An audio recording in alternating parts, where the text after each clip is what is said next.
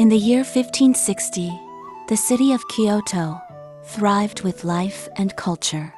Tadatara Terada, a young man, was born into a family known for their charitable medical services.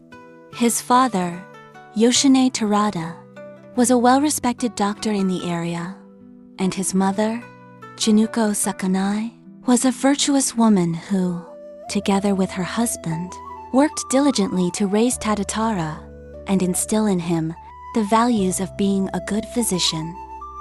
From a young age, Tadatara witnessed his father treating patients without regard for wealth or status, tirelessly working both day and night to help all who sought his care. His mother, Jinuko, with her gentle but firm presence, became the cornerstone of the household, ensuring everything ran smoothly.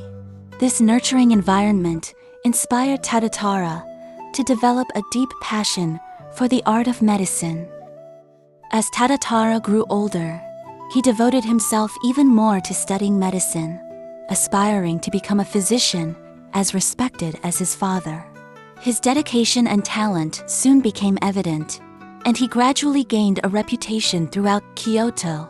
Whether soldier or civilian, those in need of medical assistance began to see Tadatara as their lifeline.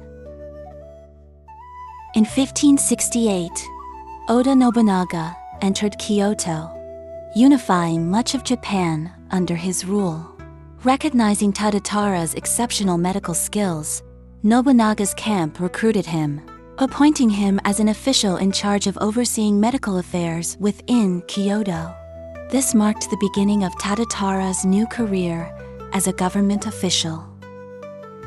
As Oda Nobunaga's power continued to expand, wars became frequent, and the number of wounded soldiers increased. Tadatara's responsibilities grew heavier, as he was tasked not only with caring for the citizens of Kyoto, but also with providing medical services for Nobunaga's troops. As his responsibilities increased, Tadatara began to notice the skyrocketing demand for medical supplies and medicines. He realized that controlling these resources could bring him immense personal gain. Although he had once been an idealistic physician, greed slowly began to take root in his heart.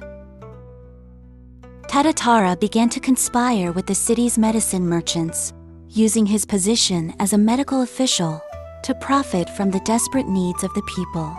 He sold essential medicines at exorbitant prices to both civilians and soldiers, pushing himself further into the depths of corruption. Oda Nobunaga, unaware of Tadatara's greed, praised him for his apparent success in managing the city's medical needs. Tadatara's status continued to rise, and he gained even more power. However, his heart had already been consumed by his desires, and he could no longer control his actions. Over time, the people and soldiers in the city grew frustrated with the rising prices of medical supplies, and rumors began to spread about Tadatara's profiteering. Some soldiers spoke in hushed tones, and eventually, someone anonymously wrote a letter reporting Tadatara's corrupt actions.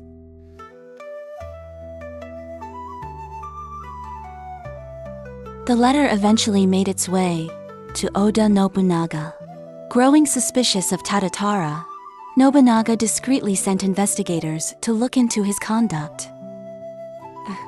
As the investigation progressed, Tadatara's corrupt actions were slowly uncovered, and one by one, the evidence came to light.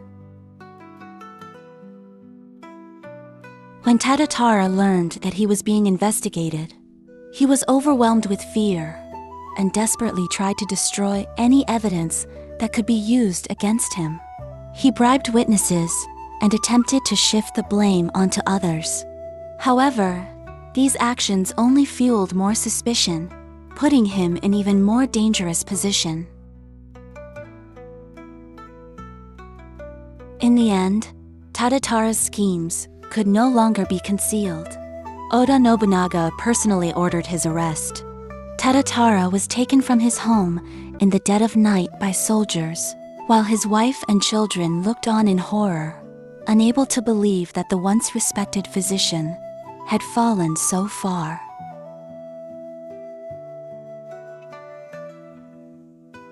Tadatara was taken to Kyoto Castle and imprisoned in a dark, damp cell. His once high status and glory seemed incredibly distant now, leaving him only with endless fear and regret.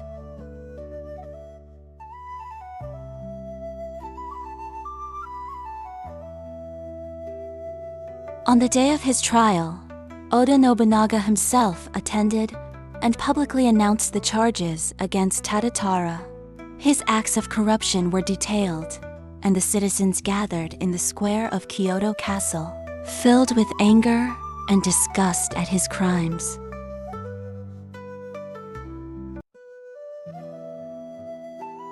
During the trial, Tadatara was unable to defend himself. He desperately pleaded for mercy from Oda Naga, but his crimes were beyond redemption. In a cold, unwavering tone, Nobunaga declared that Tadatara would be executed publicly as payment for his betrayal of the people of Kyoto.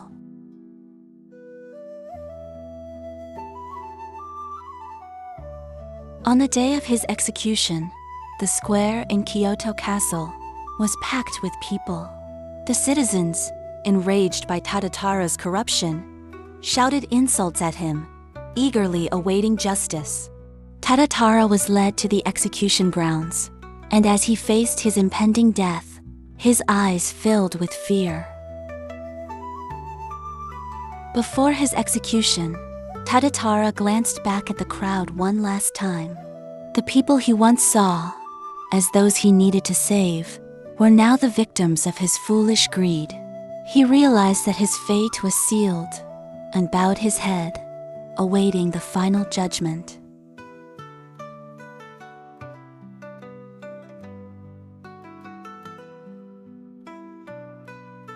As the sun rose to its peak, the executioner calmly swung his sword, and Tadatara's life ended beneath the blade.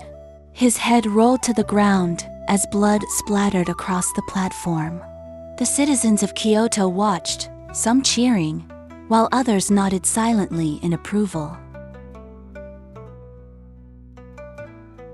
Tadatara's greed and betrayal were ultimately met with the punishment he deserved. The glory, status, and power he once held all vanished with his death. His story became a cautionary tale among the people of Kyoto, a reminder of the price of greed. Though Tadatara was dead, his family was left to bear the consequences of his actions. His wife and children were exiled from Kyoto, losing all their wealth and status. The once prominent family was reduced to wandering beggars. Their tragic fate, a sobering reminder of the fallout from Tadatara's greed. Life in Kyoto gradually returned to normal, but Tadatara's name became synonymous with corruption. Oda Nobunaga used the incident to tighten control over his officials, implementing stricter oversight and harsh punishments for anyone involved in corrupt practices. The people of Kyoto felt a sense of relief after Tadatara's execution, believing that justice had been served. However, it also left them with the harsh realization that even the most respected figures could fall to the corrupting influence of power and greed. They whispered to each other, sharing their thoughts about Tadatara's downfall and warning one another of the dangers of greed.